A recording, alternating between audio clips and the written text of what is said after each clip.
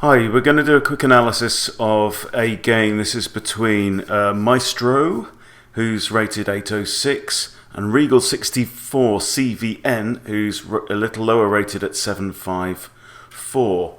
I'm using the analysis board on chess.com for this. It's an interesting game. We'll start pretty quickly. You can see the rating on the left-hand side. This bar will show if the white part gets bigger, it means that the computer thinks that white has an advantage. If the dark area of the bar gets bigger, it thinks that black has the advantage in the game. So white starts with a pretty unusual start with pushing g3.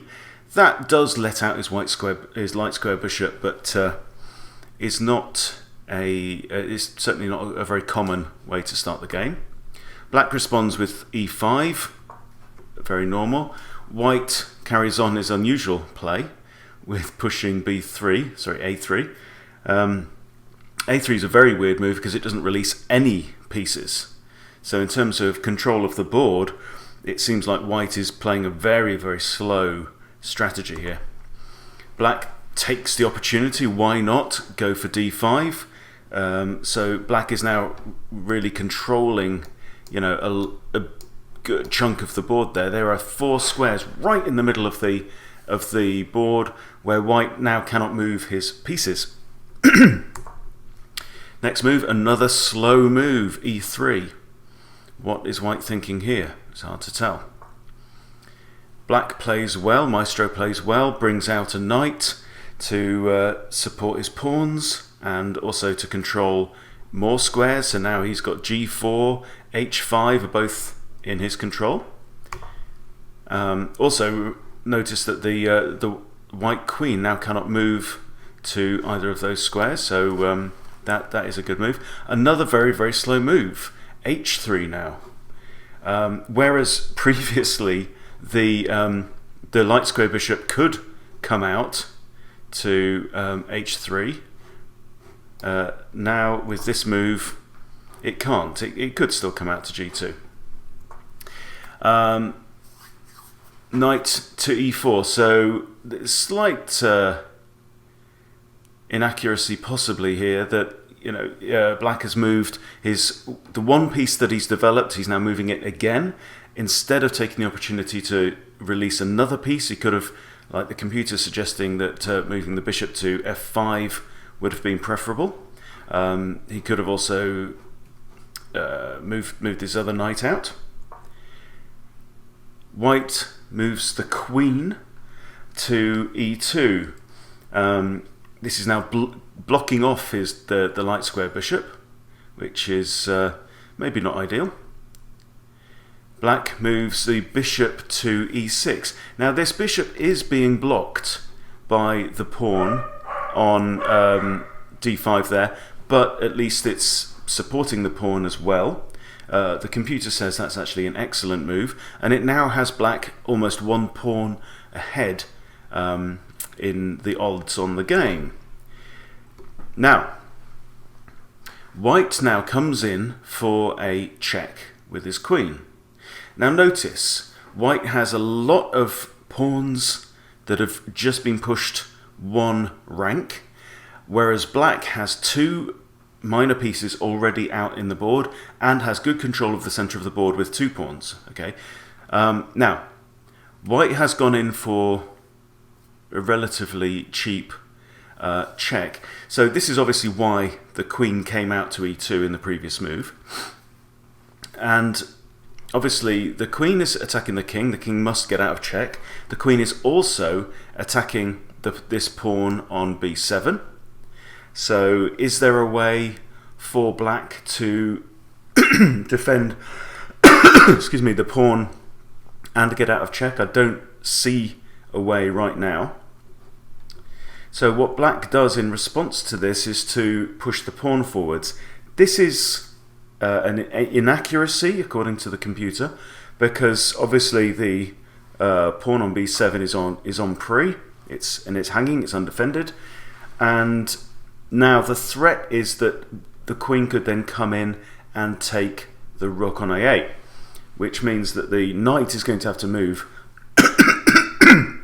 so that the queen can defend the rook. Knight comes out to d7, and now the queen can't take the rook but can snatch an extra pawn. But however, look what's happened. The computer is now saying that black is in the stronger position. 3 pawns ahead in material in terms of position in the game. Black then plays the best move, rook to c8. That means that the queen... So let's just back up one step. All right, we're talking about control of the board. When your opponent has done nothing but throw their queen into the middle of the board, that then gives you the opportunity to harry that queen around the board. You can chase her around, developing your pieces at the same time, and when you develop pieces, you are controlling more of the board. White is controlling very little right now. Okay, black is in a stronger position, even though he's down 2 pawns. White still has all his material on the board. But this queen is now in a little bit of a situation. Okay, it cannot stay on the c-file. It cannot move onto this diagonal because of the bishop. These pair of knights is causing it some problems. So let's see where the queen can actually go. It can go to b7. It can go to a6. It can go to b5 and a4. I think those are the only squares available to the queen. And so let's see what the queen does. Right, the queen moves to a6. Now, you notice the computer now says this is catastrophic. It says it's a mistake, and now has black nearly 6 points ahead in material. Okay, let's see what move black makes next. Okay, now, black now moves the bishop, the dark squared bishop, out to c5. The computer says this is a blunder. Now, why is it a blunder? It's actually that there is a huge opportunity here that this move fails to capitalize on. And let's see, okay? A better move is this, okay? Moving this knight back to c5. The queen is on the run. The queen is in danger of becoming trapped, okay? But let's have a look what would happen here. Let's say you are white, okay? Where can the queen go? Right, she can't go here because it'll be taken by our queen, so can't go there, there, there, okay? Could take the pawn, or can't go there. So she can either take the pawn or go to b5. I think that's safe. Or all the way back to here, okay? Now, let's say I would expect at this level Regal has shown an interest in capturing pawns. So if the queen just goes ahead and takes the pawn there, the rook can then move up to c7. Right? Now, what has the queen got? Okay, the queen cannot stay on the 8th rank, cannot stay on the 7th rank because of the rook, right? Cannot go to a6, a6 is out, and cannot go to a4 because that's out as well. Also cannot move to here because of the knight that's on d7. Okay, so the queen actually really only has one move, which is to go to there. Now what black can do is move the knight into b3, putting more pressure on the queen. The queen is under attack. Now, this is not necessarily a sequence that I would expect somebody under 1000 to be able to spot, but this is a 30-minute game. Okay, so you can take a few minutes, especially when you've got a situation like this, when you've got the opponent's queen on the run. Okay, they've got very few developed pieces. There is an opportunity here. Okay, so it really is worth spending 5 minutes here figuring out a bit of a plan. Okay, so this queen is under attack. Now, if the pawn takes the knight, then the rook comes straight in there, puts the king in check. The king only has one move to do, and then bang, the queen is lost and the game is practically won. Okay, because the queen has put herself in a position for a discovered attack from there. Okay, so clearly the pawn cannot take the knight. That means the queen still has to move. Where can the queen move to? We've got a couple of squares, three different squares where the queen can actually go right now. Okay, and then what happens wherever the queen goes? Well, she wouldn't go there. Wherever the queen goes, the knight can then capture the rook, and now the tables have turned and black has a good advantage, also threatening then to come in and capture c2, putting the king in check. And all of this is because the white player was greedy and threw his queen out into the middle of the game too early. Now this was not spotted in the game itself, and actually white went on to win the game. But according to the computer, this position here was the critical position, and it has black with a huge advantage in the game. So how can we think differently about this? So remember, the move that black actually played was, I think, bishop out to c5. What can we say about this, and how could we possibly think about a way to win the game and a way to capitalize on our advantages and on our opponent's weaknesses in the game? I don't think it's easy, but I think the first principle would be that when your opponent is exposed in this way, the idea is to keep on the pressure. Okay, so how can we best keep the pressure onto that queen? Another thing that you need to look at to help here is what pieces are undefended. Okay, we are down, if we're black, we are already down 2 pawns, right? But look at the board. What is undefended? Okay, these pawns I think are all good. The king's defending that one's defended, that one's defended twice.